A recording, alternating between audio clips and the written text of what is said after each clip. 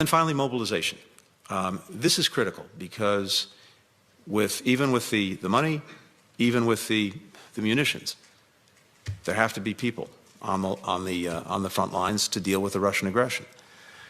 Ukraine has hard decisions to make about further mobilization, but these are necessary decisions. We have a commitment, though, for every person, every soldier that Ukraine mobilizes.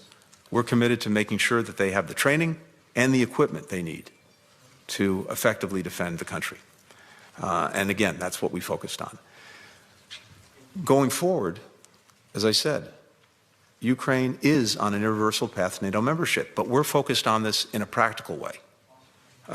We set up a dedicated NATO. This is my video update on this Thursday midday, December the 5th. Let's talk about some news. And let's start things off with Blinken's demand that Ukraine lower its mobilization age. In the statement that you just heard from the U.S. Secretary of State, Blinken is calling on the Zelensky regime to mobilize more soldiers, more men, and send them to the front lines to fight Russian aggression. Those are the words he used, Russian aggression. Blinken said that we've given Ukraine, the collective West, the U.S. has given Ukraine money. He said they've given Ukraine weapons. Now they need to send more men to fight the powerful, winning, advancing Russian military, to send the Ukraine men to their certain annihilation.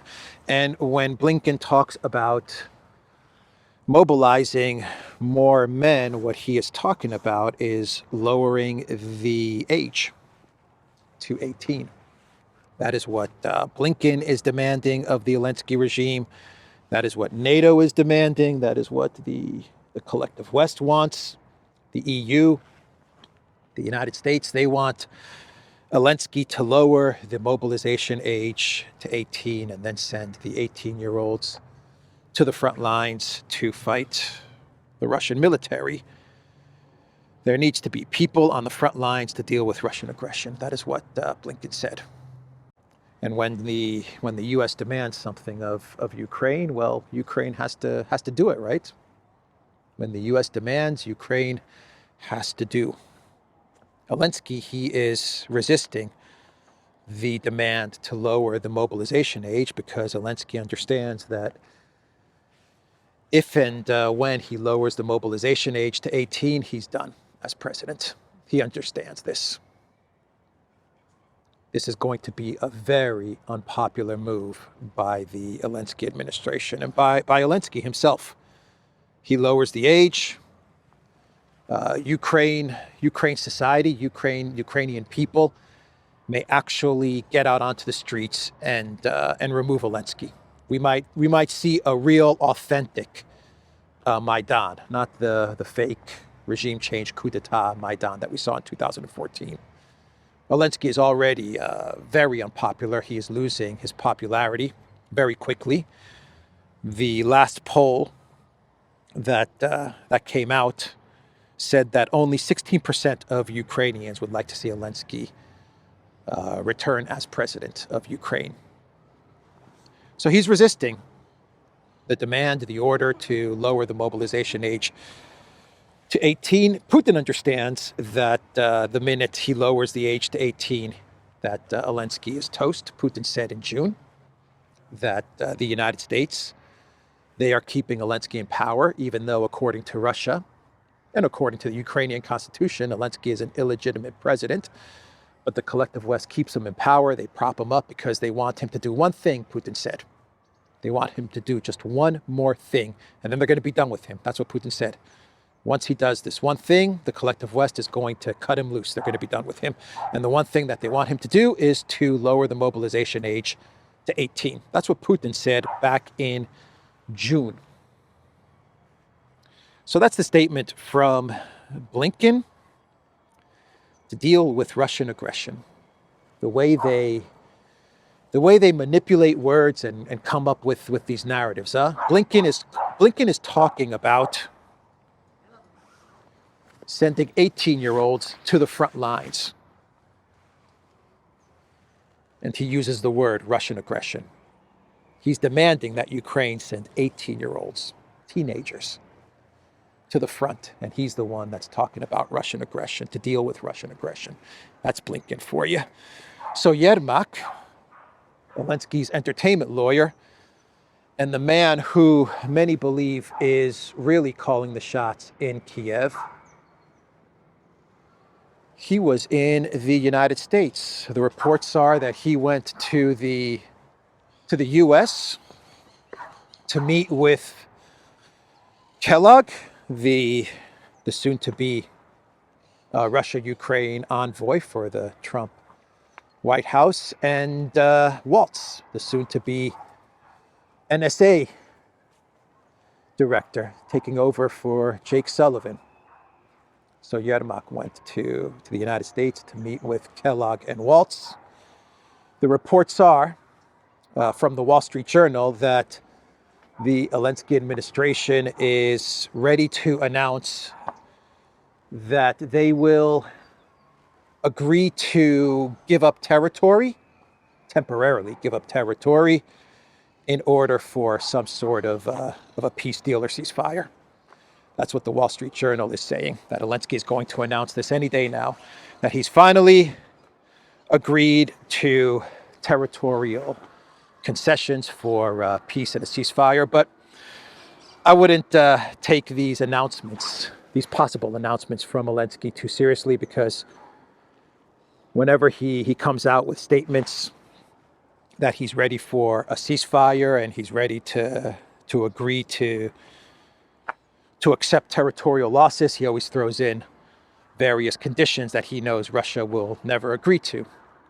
Like, we have to get into NATO today, or we need 100,000 NATO soldiers in Ukraine, or something like that, peacekeepers in some sort of buffer zone, demilitarized area. So I wouldn't take these announcements or these claims that Zelensky is ready to talk too seriously. But U.S. Speaker Johnson, he was asked about the $24 billion that Bidenopolis wants to send to Ukraine, an emergency $24 billion that Biden wants to send to Zelensky, whether the House is going to approve this money by the end of the year. And U.S. Speaker of the House Johnson said no. He said, no way. We have a new president, he said, and Trump's going to decide what's going to happen with Ukraine. He's going to be the one that decides on the policy towards Ukraine and the funding of Ukraine, if there's going to be any funding of Ukraine. And for now, there's going to be no money given to Zelensky until the Trump administration enters the White House after January 20th. So basically, Speaker Johnson said that from now on, all the money to Ukraine stops. Amazing, huh? Biden wanted to give an emergency $24 billion. This is after the $8 billion he gave to Ukraine a couple of weeks ago, and then another $10 billion that he gave to Ukraine 2-3 weeks ago. And Blinken is talking about getting a $50 billion loan to Ukraine, and they're trying to speed that up. And then we had the $68 billion that Biden gave to Ukraine 6 months ago, and the $100 billion that they gave to Ukraine in 2023, at the end of 2023, and then the other $150 billion or whatever they gave to Ukraine 2 years ago. Unfreaking believable. Unbelievable. And the Biden White House comes up with an emergency package of $24 billion. We have to get urgent. We have to get $24 billion rushed out to the Zelensky regime. U.S. House, Senate approved this money. Amazing, huh? Absolutely amazing. So the New York Times, they are reporting that the military leaders of Russia and the U.S. held a phone call on November 27th. Yerasimov, and Brown, the head, the chairman of the Joint Chiefs. They had a phone call on November 27th, according to the NYT, and it was at the request of the Russian side of Yerasimov. Russian general calls U.S. chairman of Joint Chiefs. In a highly unusual call, the two men discussed a number of global and regional security issues to include the ongoing conflict in Ukraine, a spokesman said. So it's not too difficult to understand what this call was about. It happened on November 27th. I believe the second ATACMS strike into Kursk, that happened on the 25th. Am I wrong about that date? Was it the 25th or the 26th? When did Orezhnik happen? Was that on the 27th? Or on the 28th or on the 26th? I think it was on the 26th, Orezhnik, wasn't it?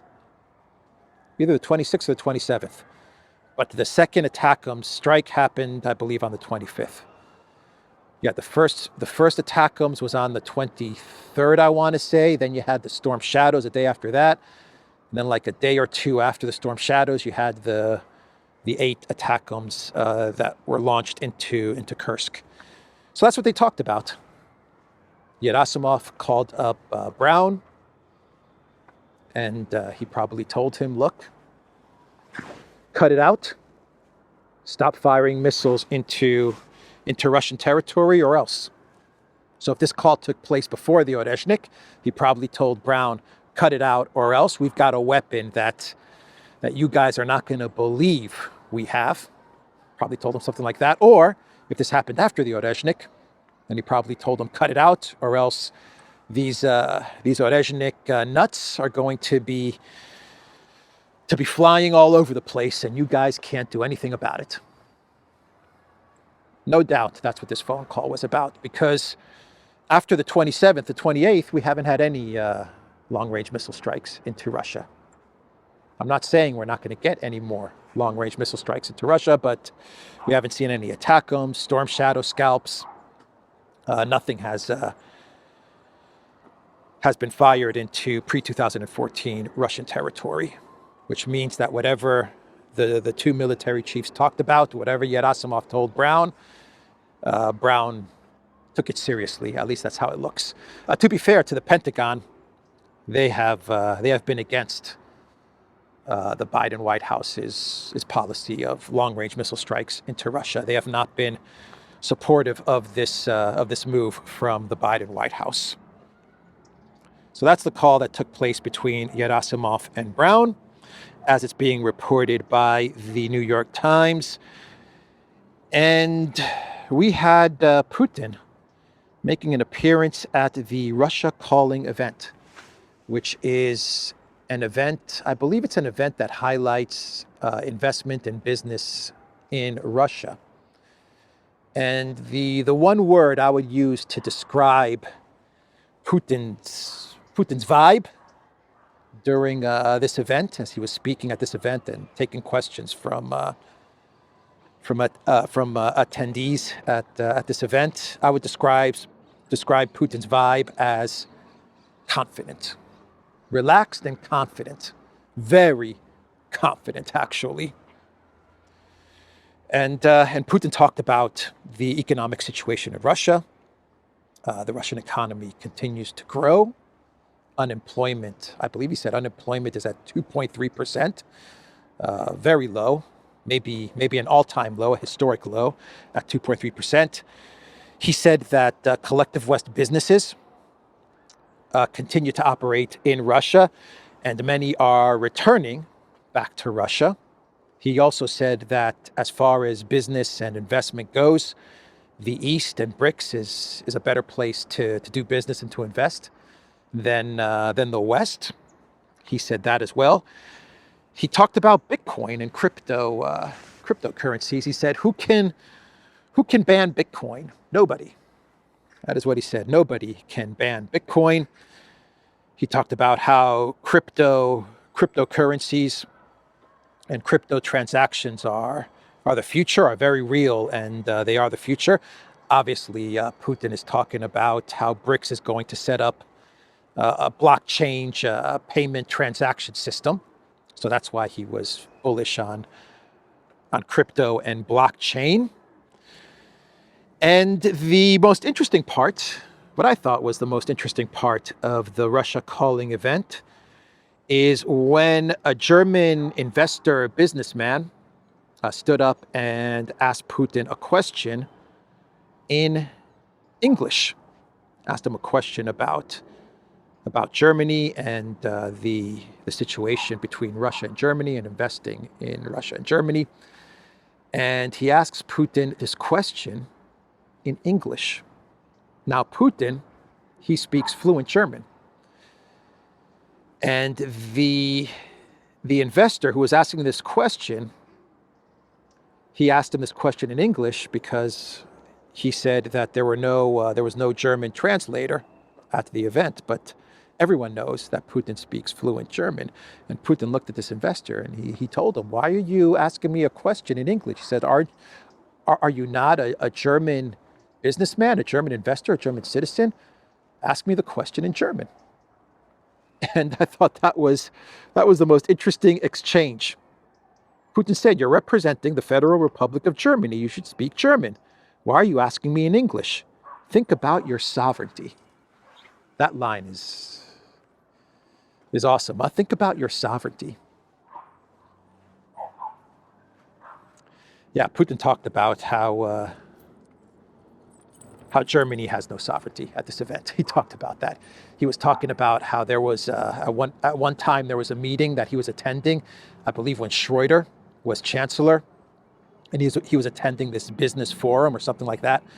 And he said that everyone at this forum, Germans, like the elite of German society, they were at this event and they were speaking in English, all of them, even amongst themselves. They were speaking and interacting in English. And Putin was like, "What's going on here? Am I not in Germany? Why are you guys speaking in English?" So obviously the point that Putin is trying to get across, especially with regards to Germany, is that Germany has no sovereignty. That's the point. That's the message coming from Putin. And Putin actually had an exchange in German with this guy at this event. So that was an interesting part to the Russia calling summit. So let's talk about the big news from yesterday. A lot of big news from yesterday, but the big news was the French government collapsing. We had the no confidence vote, and Barnier's government has indeed collapsed. Yep, as expected, the French parliament toppled the 3-month-old Barnier administration. I believe it's been since 1962 when we've had a French government collapse. And Macron came out with an announcement after the vote took place saying that today he is going to, I believe 8 o'clock, he is going to address the nation. He's going to speak to the French people today at 8 p.m. Will Macron resign? No, I doubt it. I would be shocked if Macron, during his address this evening, says that he is stepping down. But Le Pen and Mélenchon, they both come out with statements telling Macron to resign. Both of them, the left and the right, who toppled the Barnier government in the vote. They got together and they collapsed Macron's administration, led by Prime Minister Barnier. They said that it's time for Macron now to resign. Basically, they both said, Le Pen and Mélenchon, they said that even if Macron decides to stay on as president and tries to form another government, in 3 months, that government will also collapse. So Macron is in an impossible position Now, yesterday, as he was visiting Saudi Arabia, Macron said that the government's not going to collapse and that he's not going to resign. So he's wrong on the one issue. The government did indeed collapse, and we'll see if he decides to stay on. He's in trouble, man. Macron is in deep freaking trouble. New Prime Minister Barnier vows France will continue standing by Ukraine in its fight for freedom.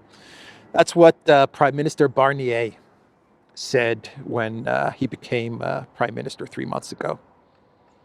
France is going to stand by Ukraine. The Zelensky curse. It's not only taking down collective West leaders. It's taking down collective West governments, man. It's taken down France. It's taken down Germany. We're going to have elections in February in Germany. It took down South Korea, or it's in the process of taking down South Korea. South Korea, a big supporter of the Green Goblin. And the Zelensky curse is getting stronger and stronger, huh? It's taking down entire governments.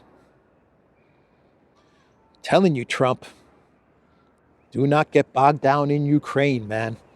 If you get bogged down in Ukraine, your America First agenda is over. It is freaking over. And I was watching an interview with Kellogg yesterday. I forgot what channel, but they were asking him about what's going on in Ukraine and what Trump's policy in Ukraine is going to be. And Kellogg said, rightly so, this is the positive of what Kellogg said. He said that the war's been going on for 1,000 days and it needs to stop. So that was the good part of Kellogg's statement. The bad part of Kellogg's statement is that he said the war is expanding, not from the side of the collective West. It's not the collective West. He didn't even mention the weapons, the mercenaries, the money that NATO and the collective West have been pouring into Ukraine for the past 3 years. He said that the war is expanding because of Russia. He said there's North Korean troops now in Ukraine. He said Iran is involved. He said China is involved. He said that's the problem, is the expansion of the war on Russia's side, failing to mention all of the expansion of the war from the collective West side.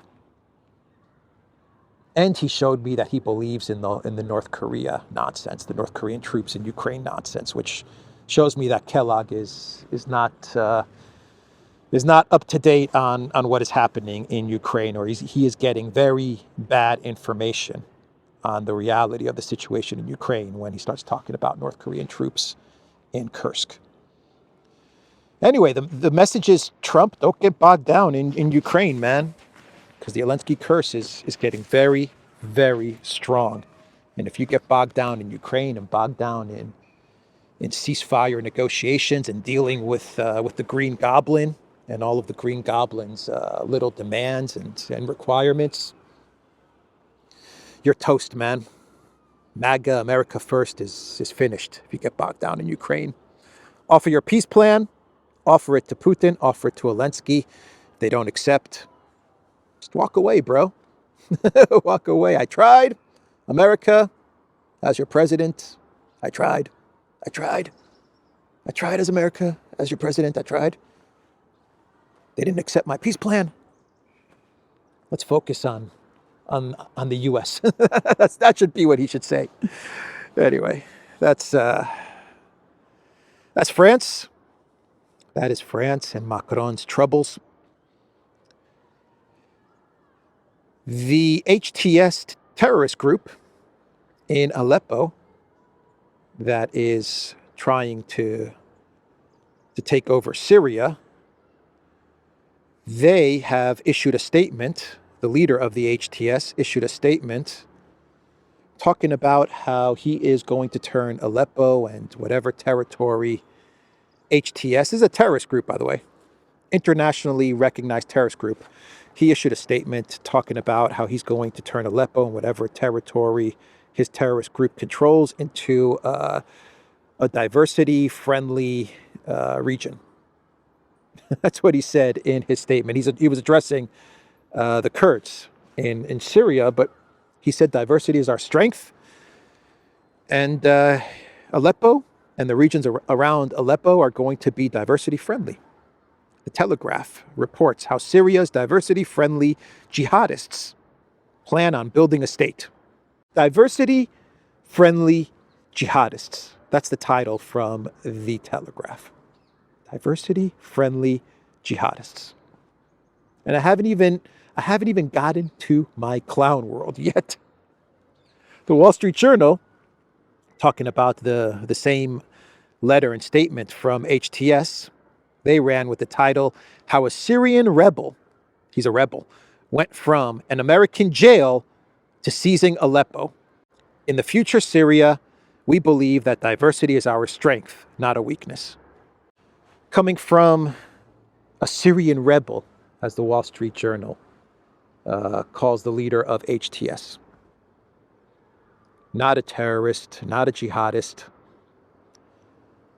not the scum of society. Nah, he's a rebel. You know, like Princess Leia and Han Solo and Luke Skywalker. He's a rebel. The way they manipulate words, huh? Diversity is our strength, not a weakness. I wonder who wrote that script for him. I wonder who wrote that statement for him. Who came up with diversity is our strength, not our weakness? Who came up with that? Who gave him that line to put in his statement? So in Georgia, the protests seem to be dying down. They seem to be weakening. Yesterday's protest was much weaker than the day before. A lot less people showed up. And the streets were pretty much cleaned up of protesters. By the middle of the night, everything was cleaned up, and Georgia, Tbilisi was running as normal in the morning. So why are the protesters? Why are the protests, this regime change in Georgia? Why is it fading out? Well, one of the reasons is that the Georgian police and the security services, the reports are that they're actually now going to the offices of opposition parties, of NGOs, of think tanks, and they're actually going to these offices, and they're confiscating all of the weapons and the Molotov cocktails and the fireworks, bazookas. Some guys were bringing bazookas the last couple of days, trying to burn down the parliament, firing on the parliament and trying to burn it down. And they're basically raiding these offices, and they're just they're arresting the people involved, but they're also confiscating all of the weapons and stuff like that they've been given. Given by whom? You know. You know who's providing all of this stuff. The reports are that 1/3 of the arrests that have taken place now of protesters, 1/3 of them are foreigners. I can't confirm this, but those are the reports that we're getting. 1/3 of all the arrests are actually foreigners. As I said a couple of days ago, my hunch, my belief was that a lot of people, especially the real hardcore protesters that know what they're doing and know how to use these weapons and know how to get the crowds moving to try and stir up more violence. I said, these guys are professionals, man. They're being flown in. They are being flown in. Remember the photo that went viral the other day of one of the protesters in the hospital? And she was attacked by police and had some injuries. And it's a photo of her, and she's giving the peace sign in the hospital. Well, it turns out that she was an employee of the U.S. Embassy. Yeah. So the Church of Georgia, the Orthodox Church of Georgia, actually came out and criticized Salome Zura Bichvili's call to send school kids to the protests to get violent with the police. The church in Georgia said, this is messed up. This is freaking messed up. What are you doing as president? Calling on kids, school kids, to protest and put themselves in danger. Yeah, but, you know, Zurabichvili is getting desperate. Time's ticking. She has until the 28th. Well, she has until the 15th, the 14th. The 14th is the vote for the new president. And then she has to leave office by the 28th. She has to go. And she's been ordered to topple the Georgia Dream government. She's getting very desperate and very nervous. Yeah, she's going to fail. She's going to fail the orders of the empire. The empire has ordered her. You must remove Georgia Dream. If you don't remove Georgia Dream, then you don't know what you don't want to know what we're going to do to you, Zurabichvili. Anyway, that's an update on what is going on in Georgia. Here's a post on X from Dr. Simone Godek. Why are people who stormed the U.S. Capitol considered evil, while those who try to set fire to the parliament in Georgia and repeatedly attempt to storm it are hailed as heroes of democracy? Yeah, good question, but we know the answer to that, don't we? We know the answer to that. Should we get into some clown worlds? Got a lot of clown worlds today. Whole lot of clown worlds. How about this cover from The Week magazine? Losing ground. Putin doing some judo moves on the Green Goblin. With Russia's advance accelerating, is there still hope for Ukraine? The answer is no. Ukraine needs to capitulate, needs to stop talking about NATO and the collective West, get rid of the Zelensky regime, capitulate, and end this conflict. That's what needs to happen. So that's an interesting cover from The Week. Biden was in Angola, and he was meeting with the government of Angola, and I believe other presidents of other leaders and presidents of African countries. And Biden was falling asleep at this meeting. The Telegraph posted on X, Biden appears to fall asleep at meeting with African presidents. Does he look like he appears to fall asleep, everybody? That's not appearing to fall asleep. The freaking guy is asleep, man. He is dozing off nappy poo time. Right? He appears to be falling asleep. Yeah, he appears to be falling asleep. All right. That's the Telegraph for you. Zelensky, he said in his evening statement the other day that he's going to be placing sanctions on Georgia.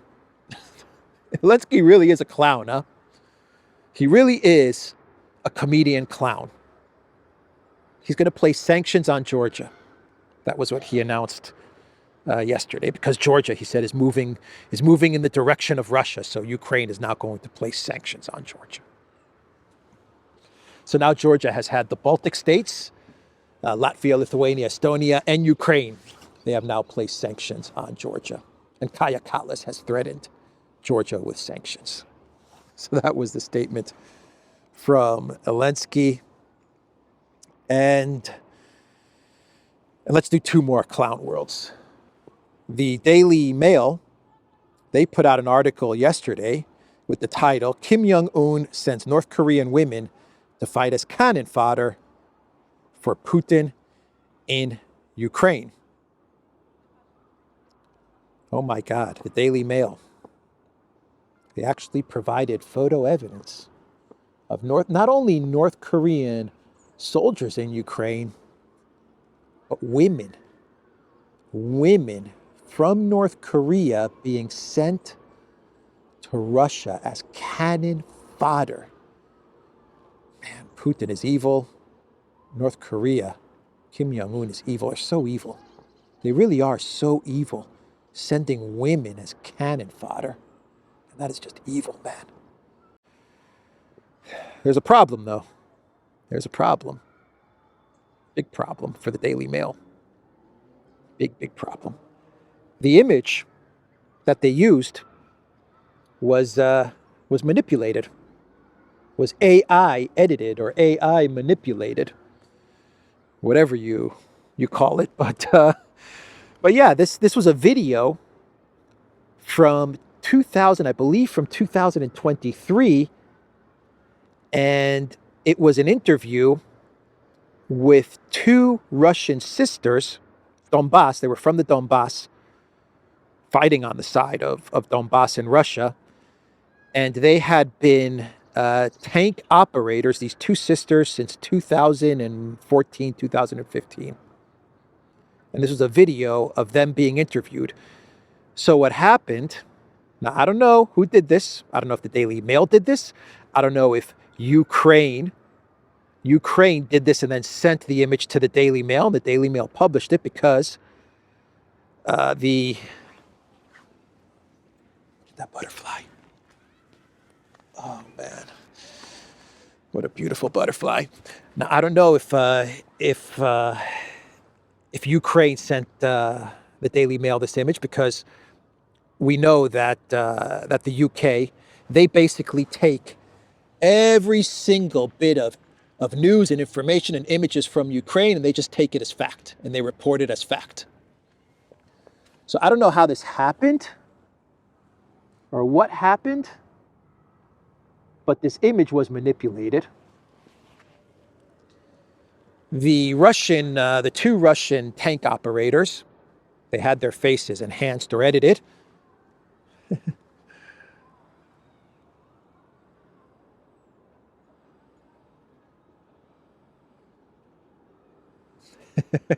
They had their faces enhanced and edited, and they passed them off as Koreans.